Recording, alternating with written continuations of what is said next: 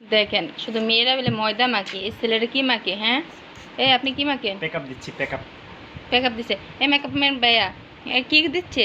শুধু মেয়েগুলোর নামটা খেয়ে যা, মিডিয়ার লাইনে যেখানে যাক মেয়েরা খালি ময়দায় মাখে, ছেলেরা এখন কি দিচ্ছে? আটা, না না, আটা দিও। রূপবান রূপবান দিচ্ছে। তা যাও, আমার মেকআপ ম্যান ভাই বলতেছে রূপবান দিচ্ছে।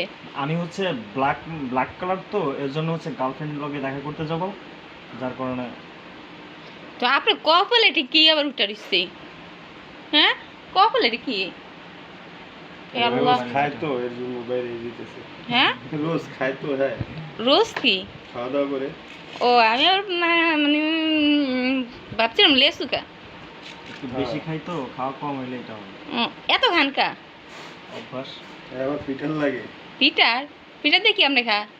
তৃষা এ আপনি কোনো বাচ্চা? বাচ্চার বাপ ও বাচ্চার বাপ, তো আবার পিটারও খা, তো মানে দুজন সুস্যা খা। একসাথে খায়। হুম, দুজন একসাথে খায়। তাই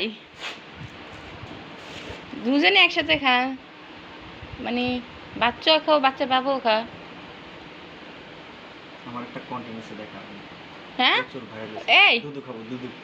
দুধু কেসে দুধ খাইছেন ভাইয়া? এদিকে আরেকটা দেখলাম দেখাইতে, বাবির দুধ কুত্তায় খাইছে।